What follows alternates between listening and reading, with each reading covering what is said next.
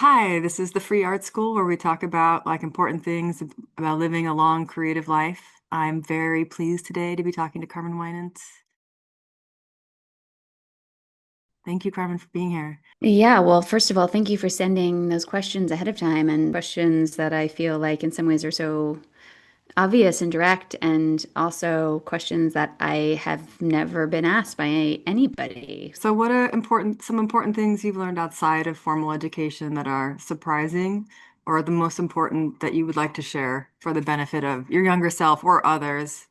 Yeah, I mean, in some ways, I'm a good person to answer that question because I have had a lot of conventional schooling. I have my BA, I have my MFA, I have an MA. So like I've sort of gone through it and I've gleaned certain things from it, right? Like I don't feel like I shouldn't have done it or even that I would have done an alternative path necessarily.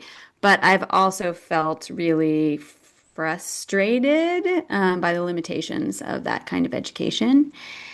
And that was most pronounced, I think, when I finished graduate school in 2010 and I went to Skowhegan as a resident artist.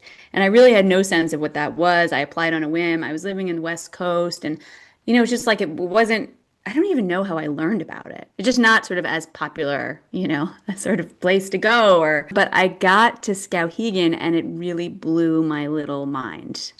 And I realized that it was so much of what I had been lacking in a kind of conventional, whatever, pedagogical framework, which I found looking back, I don't think I could have named it at the time, but to be really hierarchical and really competitive. And there was such a kind of like, at least where I went to school at CCA in San Francisco, there was like a real scarcity mindset. There were so many MFAs and there were so few faculty. And I mean, we were competing just for time with the faculty. Forget even sort of like thinking about competition on the marketplace or something.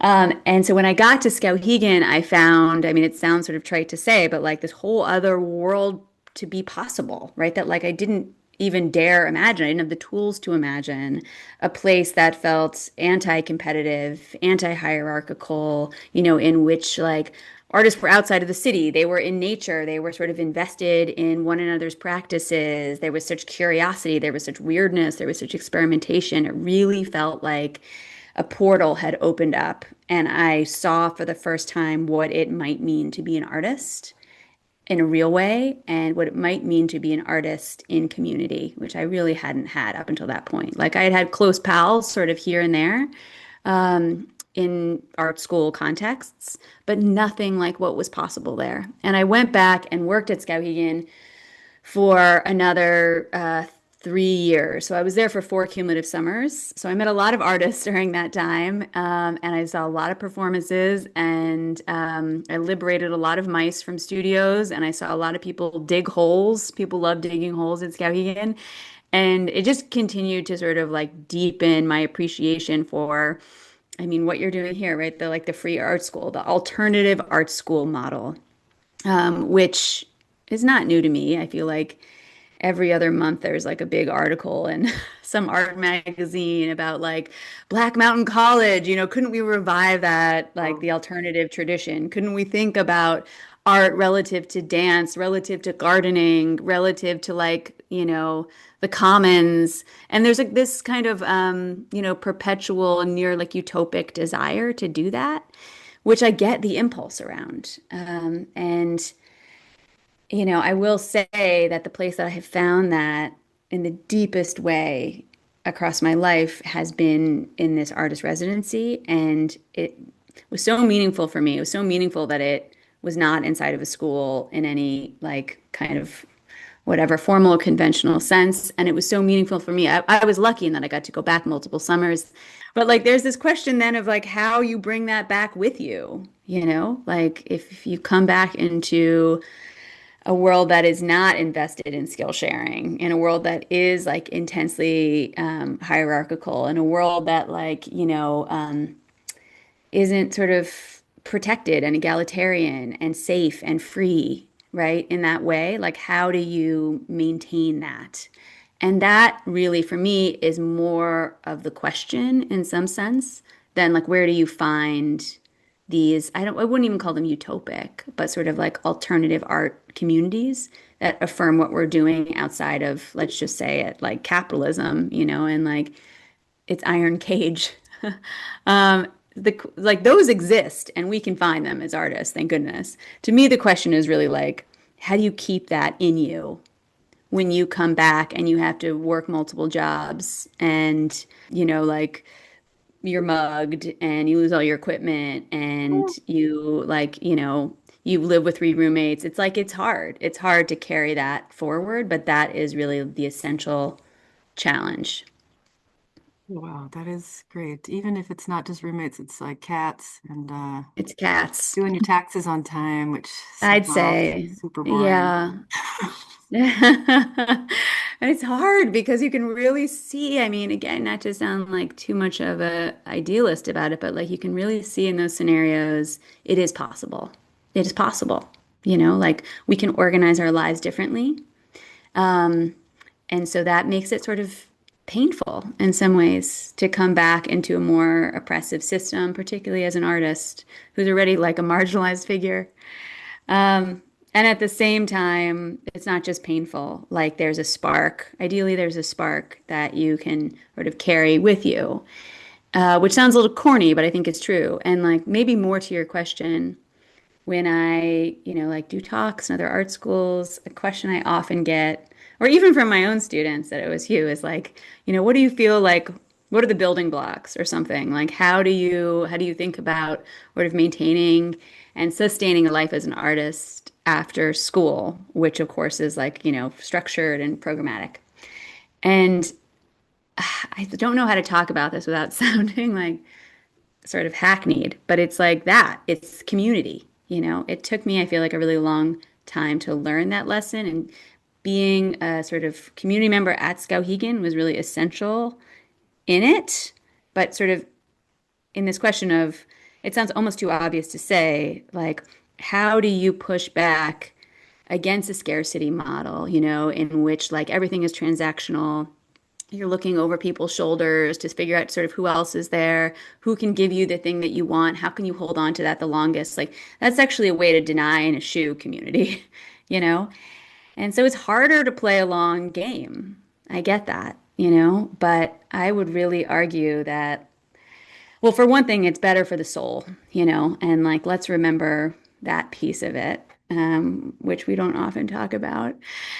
Like sustaining an art practice is also like sustaining a life and sort of all of the variables that feed into it. So I think there's the question of soulfulness. And then, yeah, there is the question of opportunities. Like practically speaking, those also come from community, like in the deepest and richest and least transactional way. Like when you have deep, dear artist friends and you know them and you trust them and you're invested in their practices, like how do you support each other?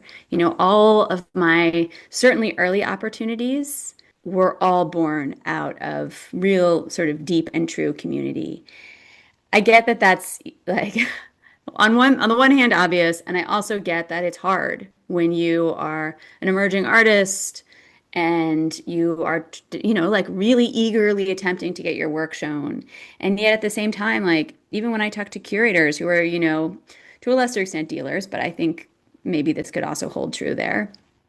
What they want to do is get to know like, yes, of course they want to get to know the practice, but they want to get to know the person, So like, what if even as like an experiment, you make that attempt or like you sort of reorganize your own logic, around meeting with a curator or sort of like meeting other artists and what those kinds of relationships can hold.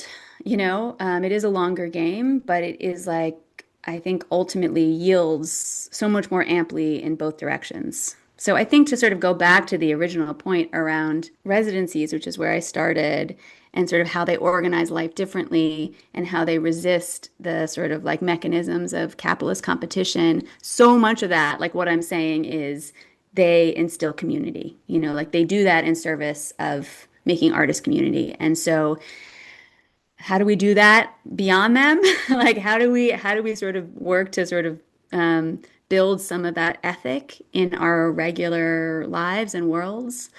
I think it's a question of really thinking about how can I sort of invest in my relationships in like a real and soulful and non-transactional way? Like, what does it mean to make friendships truly and care about other people's lives, work, circumstances? And it's sort of amazing. It's so hard to let go of the other piece, but like when we do, what sort of other possibilities open up? Can I ask you some practical questions? Because I have never been to Skowhegan. Like, about how many people are there, and like, what are the age ranges? Yeah, so it's 65 participants a summer, and they range, it tends to be, I mean, because it's for emerging artists, it like leans younger, Mhm. but there's no limit. There's age ranges, when I was there as a participant, there was somebody in their 60s, so the ages do range.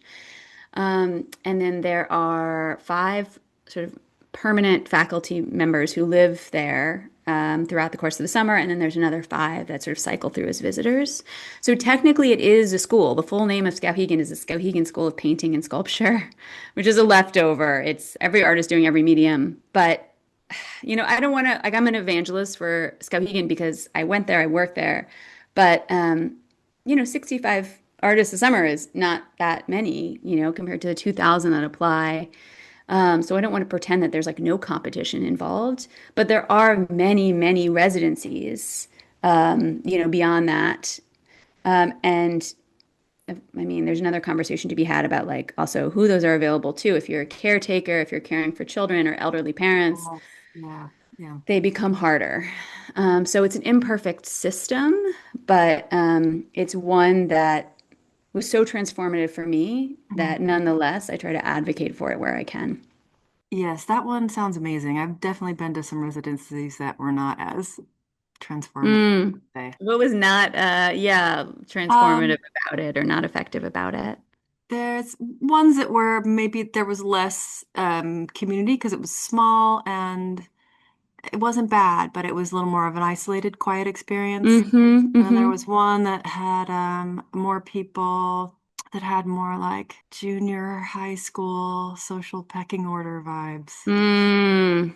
Not ideal. It's No. missing the whole point. It's so rare that we get to step out of that and like into something else that feels transformative or, like even vaguely utopic. And so Yeah. I'm sorry to hear that. I'm sorry to Oh, hear that. it's Yeah, no, they're not all like, built the same, but like there's so many ways to do it. And like, I really believe this is like a meta argument about like resisting capitalist patriarchy, like that we have to continue to like work to create these spaces, inside of a larger framework that is oppressive on us, and artists most of all, because we are like the purveyors of imagination, like who better to sort of think about what else could be.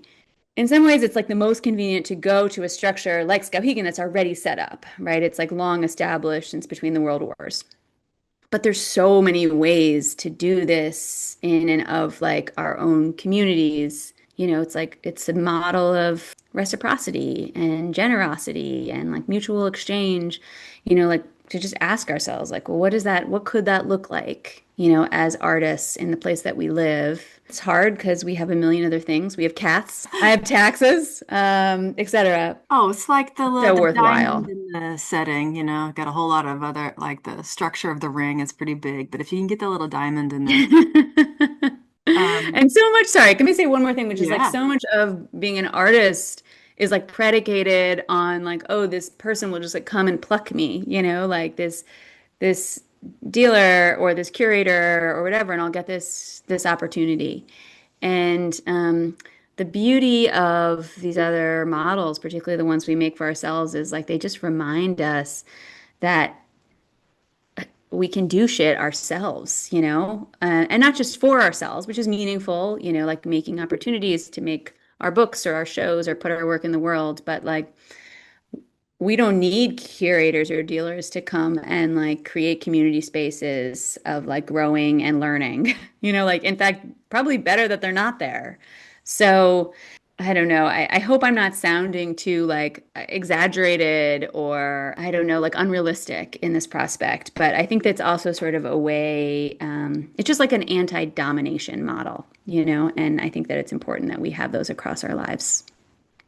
Yeah, I agree. And, if you're on an internal journey, as you were saying, like taking care of the soul, then these things are really important. And then there's the external journey, which is those business things. And Yeah, but what those can be one. yeah, yeah, In the sense, like what I'm hoping to offer is that like both of those are yielded in some ultimate way through this kind of almost like ideological framework. the next point that you put actually leads was, so you brought it up a bit, was you get asked a lot about the prospect of having kids as an artist and whether it's possible, how to manage demands of parenthood and art practice at once. Oh gosh, yeah, this comes up a lot with people and how hard it's a weirdly hard for our community, or it can be. Yeah, I mean, needless to say, we live in a country without social safety nets, and this is not news, but that means that like the burden of unremunerated, undervalued, often invisible care falls, I mean, largely to women.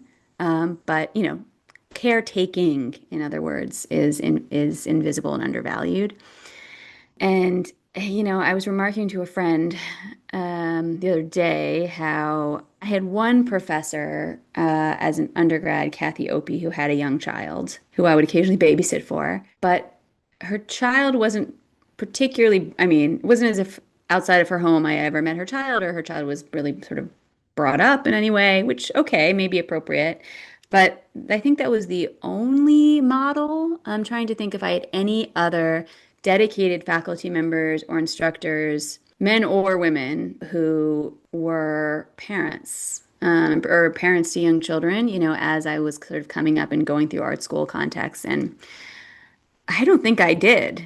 So I just think it's like it bears mention at the top that like that just it wasn't like, oh, it seemed hard or like we talked about it and I didn't know. It was like it wasn't talked about, it wasn't seen. And this was in the early 2000s. I graduated undergrad in 2006 and then grad school like 2000, ultimately 2011. You didn't It's have a lot of so models for balancing.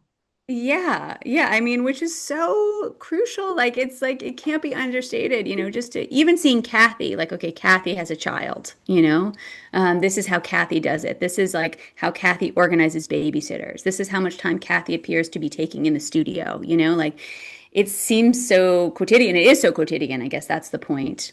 And so I was 31 or 32 when I had my first child and 34, I think, when I had my second. And it sort of coincided. I didn't show work really until I was in my 30s. In fact, I had my first solo show in New York, I think something like 8 or 9 weeks postpartum with my first Whoa, child. So it whoa. really uh, coincided and then, and sort of overlapped in every way. That decade, I'm now in my 40s, but that decade of my 30s, was a very, it wasn't just full, it was like a spilling over kind of feeling of a decade.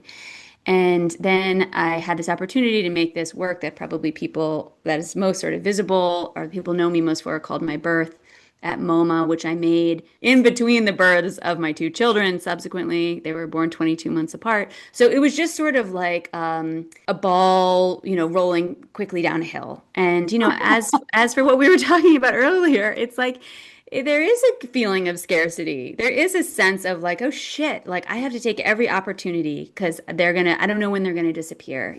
And I really didn't show work through my 20s when I was in graduate school and beyond. I was really, really eager to have my work in the world. I lived in the Midwest. I'd recently moved to Ohio right when I turned 30.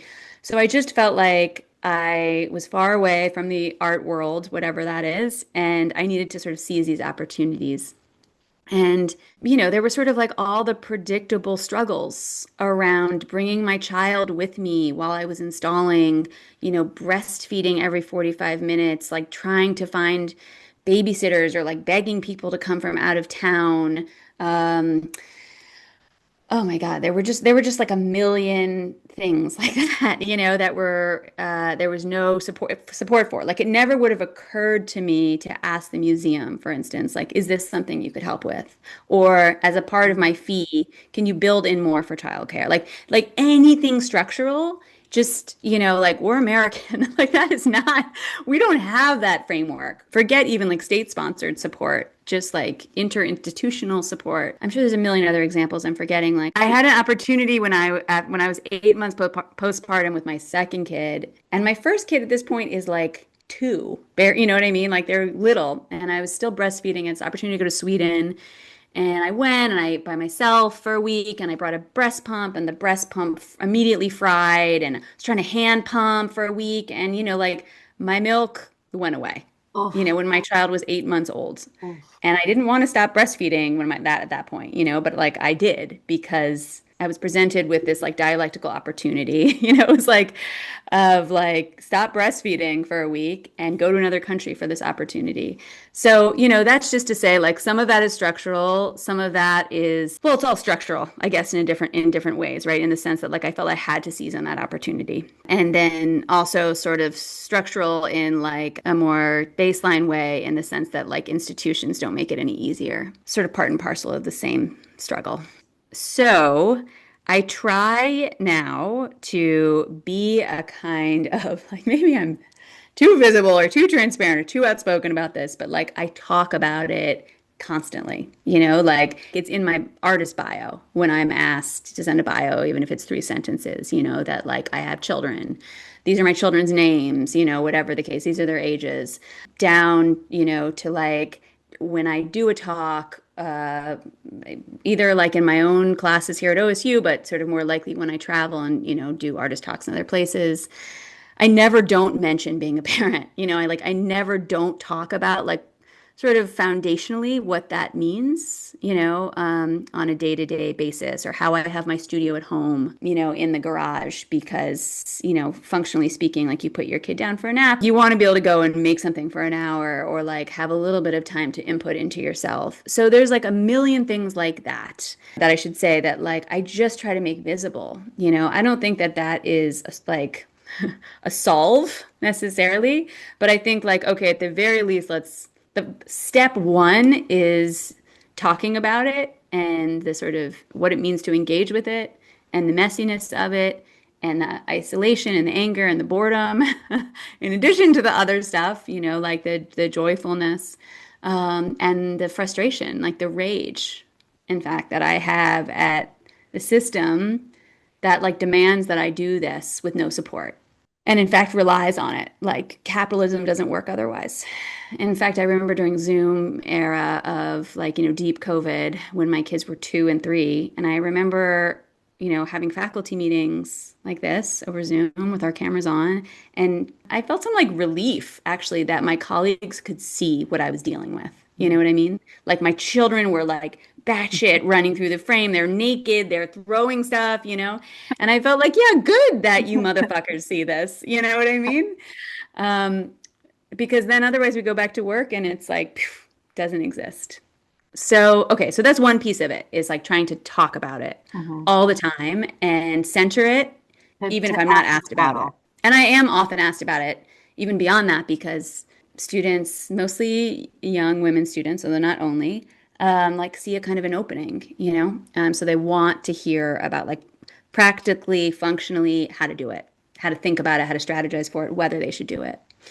And then beyond that, there's like the other piece of it, which is, in my case, a kind of like, I know I was doing this, talking about enmeshment when the other question, I think there's a kind of enmeshment here for me too around, I think it's like, it's what I'm interested in, but it's also a survival mechanism that like I brought my parenting and my art practice sort of, that I amalgamated them into I don't know if I would say one thing, but close to one thing. In fact, I remember when I was very pregnant with my second kid, I went very late with both kids and they had to induce them, which is the topic for another podcast. Yeah, And wow. I was like almost 2 weeks late with my second child, who ended up being 10 pounds. And I was Whoa. walking back and forth and back and forth. It was January or late December on the street, and in the Midwest, freezing cold. And at that time, this is a bit of a digression, but My neighbor was the artist Anne Hamilton, and who taught at OSU for many years. And I remember she came out and she was talking to me, and she has a child, one child who's in his 30s now. And I remember her saying to me, I was saying, like, oh, I'm trying to get this baby out, and expressing just a lot of angst in every direction. And she said, Carmen, just try to remember it's all part of the project, which is sort of the way Anne talks. You're kind of like, okay, like in what, metaphorically speaking, like, what do Crazy. you mean? What do you mean? Right.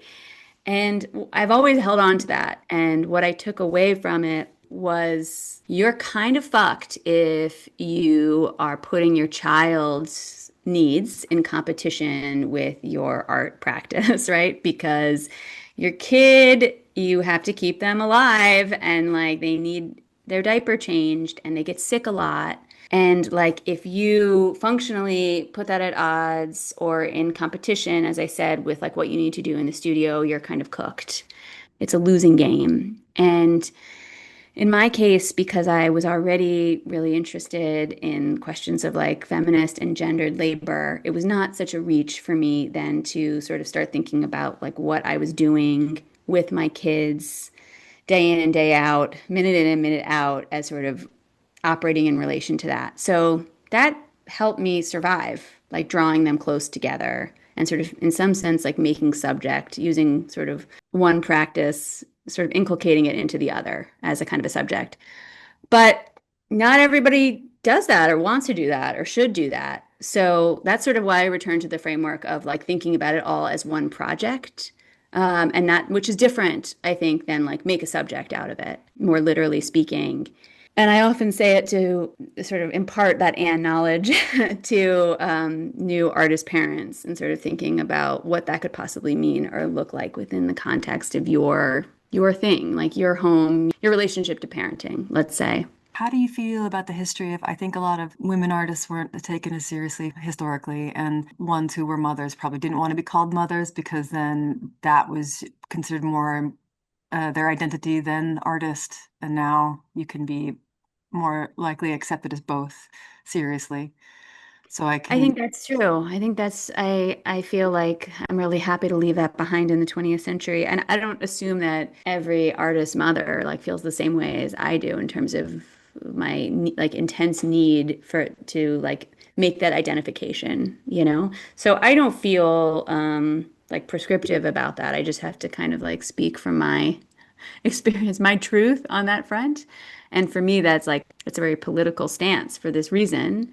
But yes, it's true. Like, even within the last 10 years, I feel like there's been kind of this boom around the artist mother as a subject, even, much less as like a figure, an artist.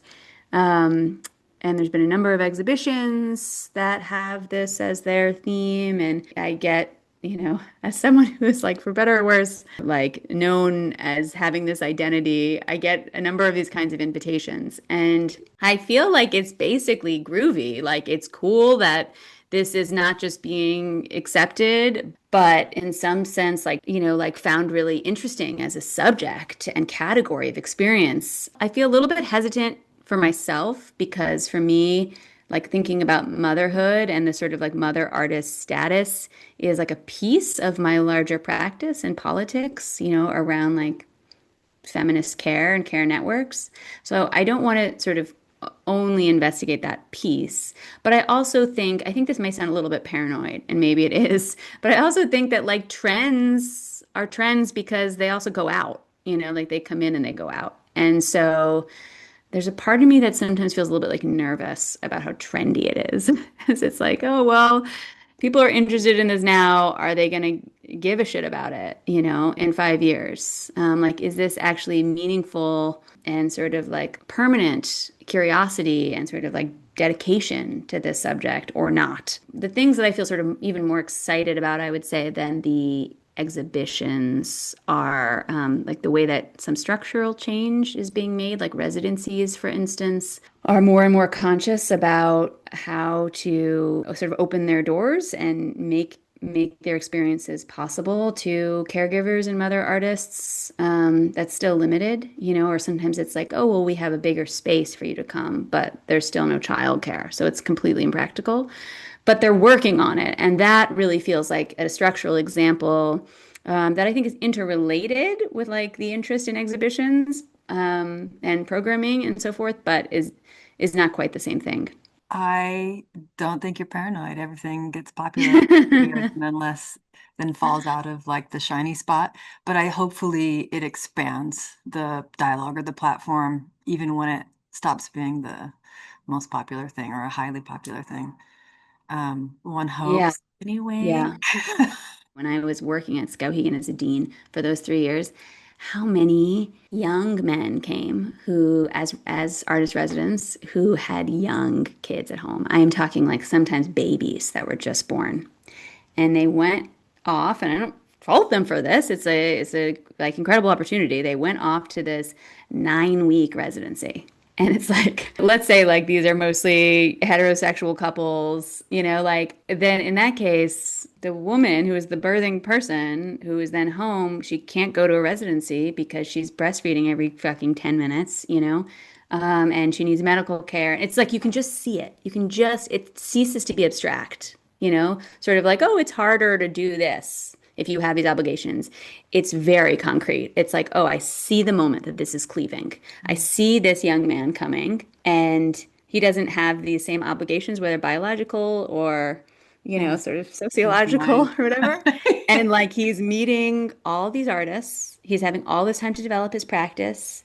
He's like building out this community, like he's engaging in all these critiques. He's having like all these studio visits, so it's just like you can really understand it happening in real time. And so it's hard. It's hard. I mean, as I said, I think there have been more and more sort of structural attempts to counter that. But the fact of the matter is like the larger system Nuclear is, family model. Can't just pass that yes. baby off to an auntie. Indeed, indeed. Yeah. So, yeah, it's hard to push against the current. You says you've contended a fair amount with work that you've made that's been hurtful to folks in one way or another that you didn't see coming. And like, oh gosh, I worry about Mm. that. I think that's, Do I think, you? I mean, yeah, in your not in the work, I same can't way. Oh yeah, because I've worked with a tell lot of me. nude models. Yeah, And right, right, sometimes people right, change right. their, often I used like, so you can't see the face because, and Hmm. even the so, there's someone who, people change their mind about how they feel about that over time. And I try to really respect that if I can, if I can. I shipped somebody a bunch of negatives and prints once because they Oh, wow. Wow. sent them a box It's of so, everything I had. yeah, it's so hard because you also, to be totally realistic about it, you like want to balance that with what you need, what you want, what's good for your work. And it's like how to be an ethical person while sort of whatever, those camps aren't always in direct opposition to each other, but in the moments in which they are. It's come up for me many times in my work, not necessarily as an issue, but definitely as a question, drawing from these sort of more grassroots archives, oftentimes that are like in an abortion clinic or a domestic violence organization, to do what I see as sort of being in service of a larger feminist project. I want to like propagate that and have sort of a shared mission, with those organizations, let's say, or with the women who are involved in that work.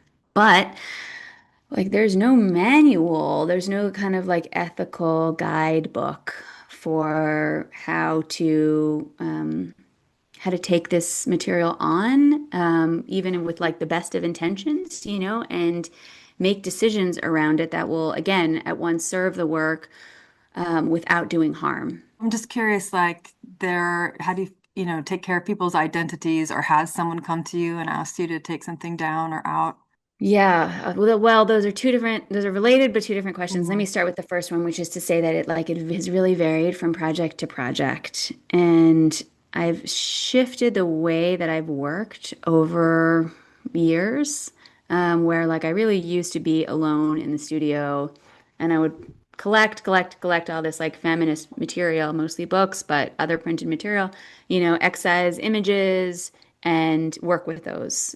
And I've changed the way that I work really wholly, so that now, like, there's years often, particularly if it's a project. I mean, not every project allows this, but with the two projects that I mentioned, the abortion project and the domestic violence project, where like I just came to know people first, and so it's just such a different prospect. If you can do that, it was so lonely and illogical for me to be making work by myself for so many years about like feminist coalition and community building.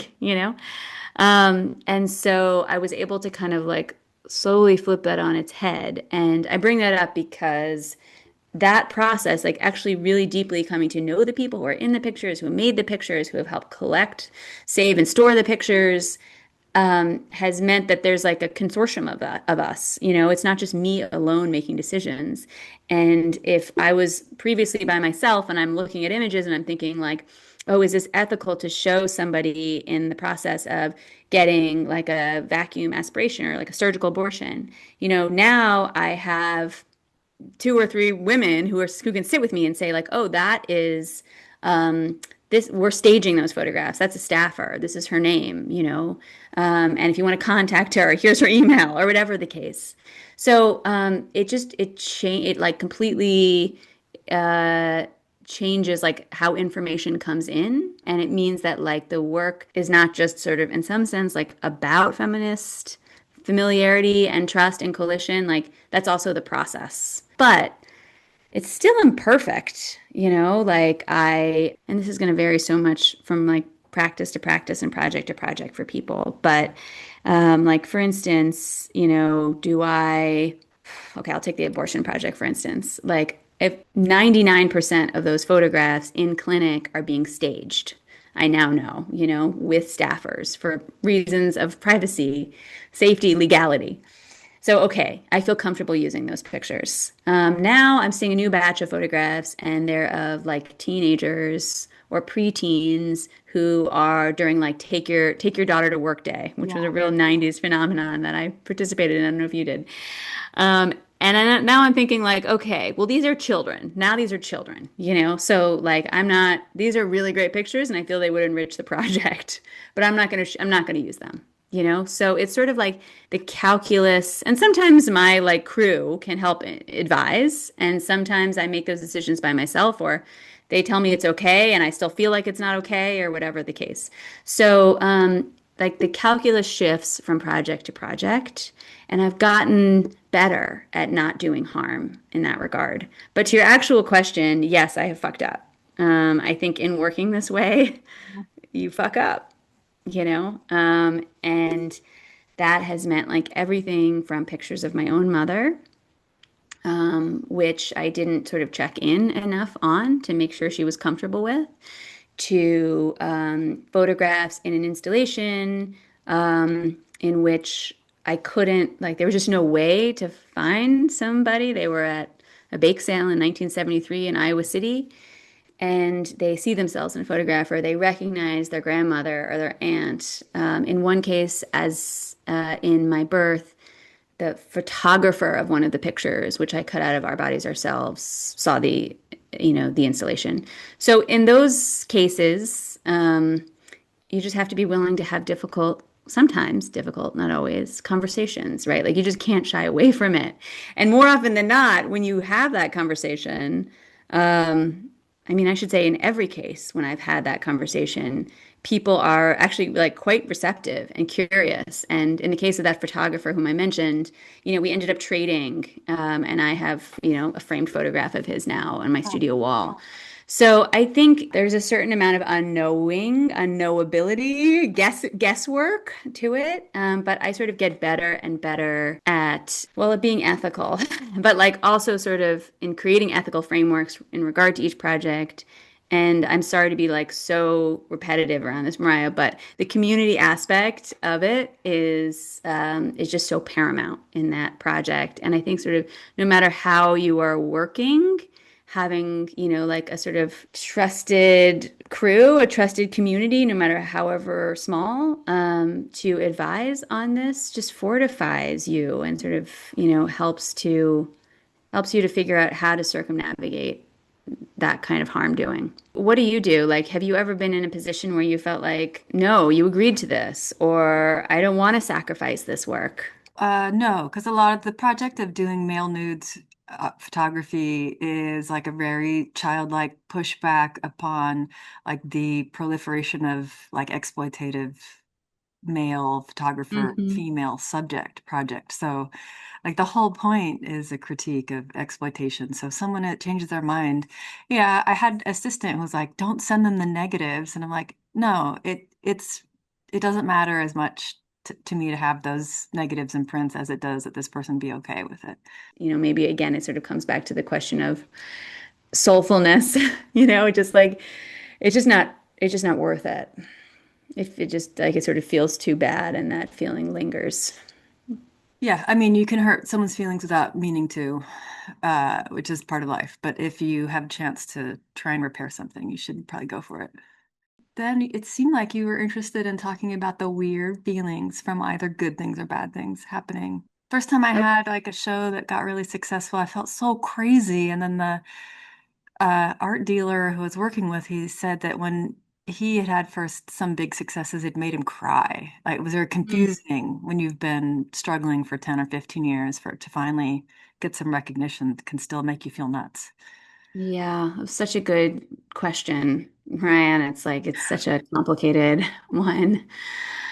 Um, yeah, I was just reading this new Arundhati Roy book about her mother. Her it's called Mother Mary Comes to Me, and she has a line in the book. Of course, she's like a very celebrated author, and has won many awards and had all these accolades and so forth. And she has this line in the book about how, like, every time she, is recognized sort of publicly for how outstanding she is, how she just imagines someone being beaten in the other room, you know?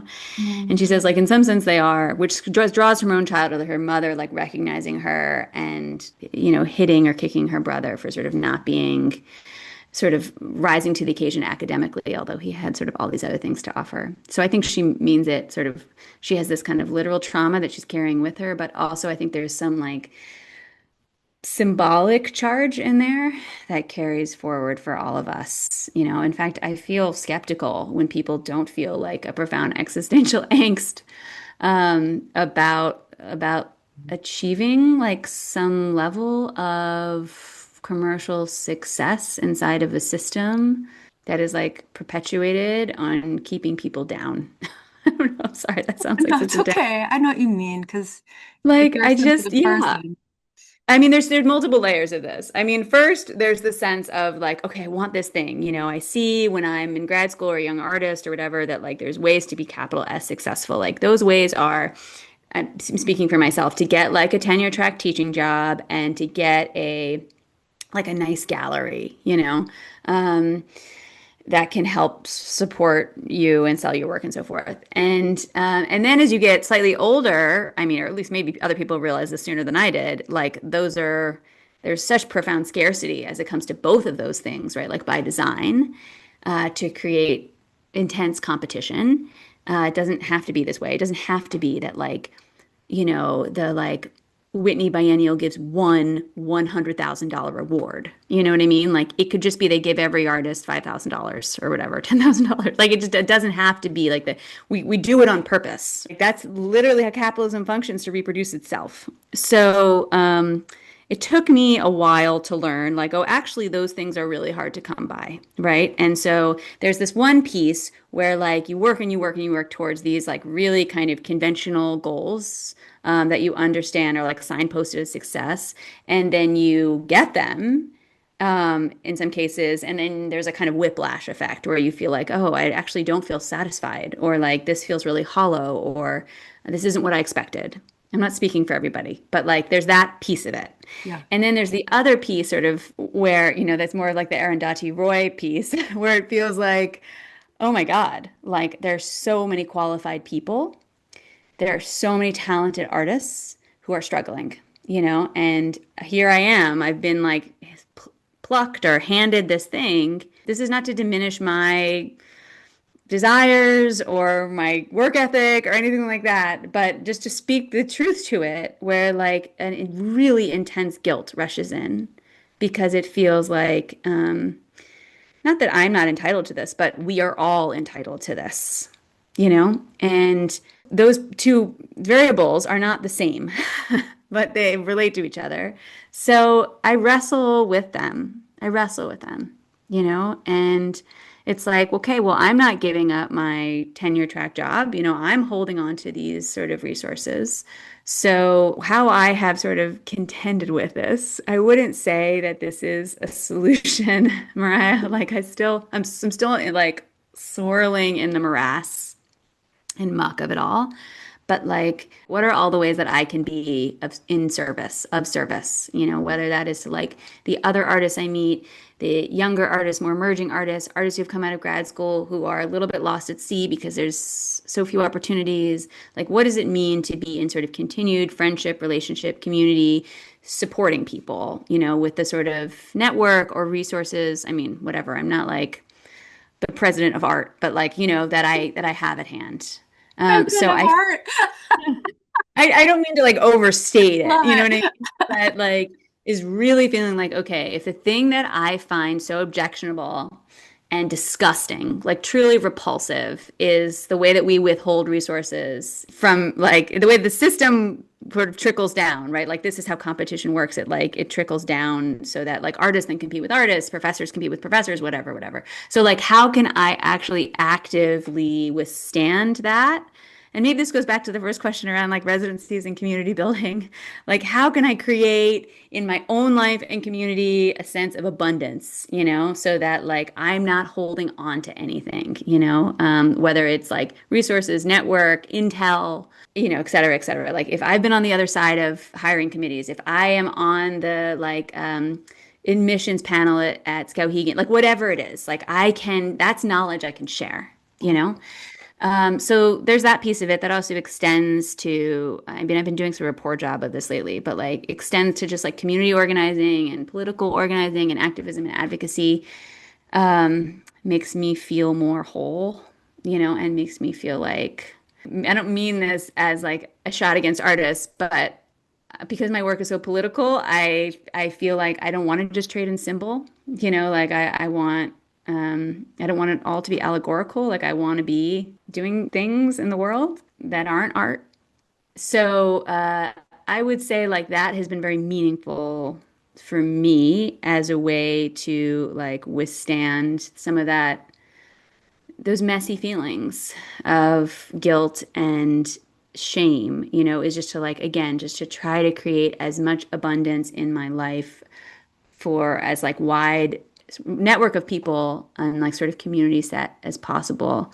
But I think it's okay too to like, I really respect the artists who aren't inert. You know what I mean? Like they do get to a certain place and they're like, oh, well, actually, no. You know, it's not just like, okay, this is what I've wanted or this is what I've been told I should do. So like I'm just going to hold on to this with like a, you know, a death grip. Who, you know, I've known artists who have felt like actually this doesn't feel good and I'm going to do something else or I'm going to change the way I do it or I don't actually want to have a gallery, you know, I want to be an artist in a different way. And so I think that's sort of important. I wish I knew that as a younger artist, like that there were different ways. It sounds so silly, but like I just was so conventional in my thinking. And now I feel like, you know, whatever. I guess you learn from experience. Like I teach art in prisons through a program at OSU, and like that is like my most fulfilling part of my practice. You know what I mean? Yeah. So there's no two ways to do it, but like how to kind of be alert to actually what is making you feel full and alert and awake is probably another piece of the puzzle. And that is so distinct from like success as we know it. Mm, Yeah, what about you? I have a ton of questions I wanted to ask you in that. One, when you said, what I'm thinking I'm understanding is you wanted to engage outside the art community with your work. You want to make impact in a broader community and not just insular to other artists. I think that's what you're saying. I guess it's not a question. Yeah, definitely. And No, that's then a piece of it for sure. gosh, I think I maybe knew that you taught in prisons, or my mind is a soup, so I can't always. But I think, can we do a whole another conversation on that? Because my uncle is Sure. teaching carpentry in prison. Oh, I wow. want to talk to him about that because he says his students want to teach, they want to do crafts a lot. And he's like, I'm trying to teach you job skills. I hope that I'm not like making myself sound too virtuous. It's like I really struggle with balancing it all. It's And, okay to have goals. And like, even if you don't live up to it, you got like a yeah, to aim yeah. for. But I sometimes get like I have graduate students, for instance, who have kids and in some cases, and they're like, "Oh, how do you, like I mean, this is maybe slightly back to the kid question, but like how do you manage it all?" And like I just sputter out something. Like I never feel like I know what to say or how to say it. And I guess some of it is like, okay, what we've talked about building community. Some of it is like finding ways to be of service as a person and outside of art, finding ways, in my case, of like massaging my kid life into my art life, just like functionally.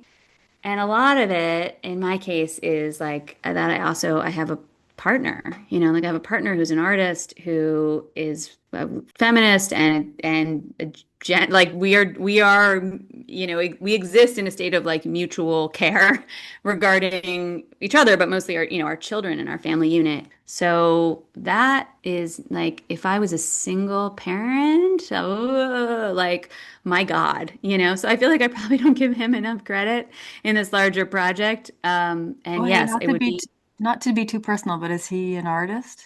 he is Or an artist. He is an artist. Yes, he is an artist. And so we have a kind of similar sensibility, let's say, and like similar struggles and points of alignment.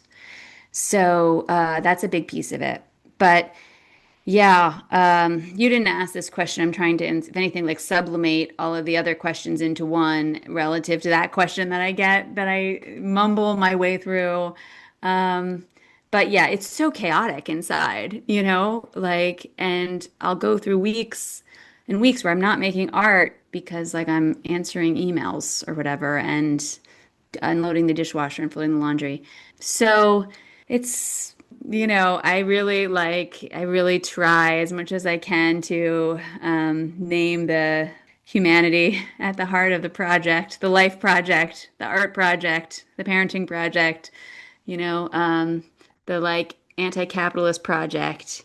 And sometimes I'm better at that, and sometimes I am not as good, and sometimes I participate in and perpetuate exploitative systems because they benefit me, like teaching full time at an institution in which 70% of the instructors are adjunct and contingent workers. Like I am very much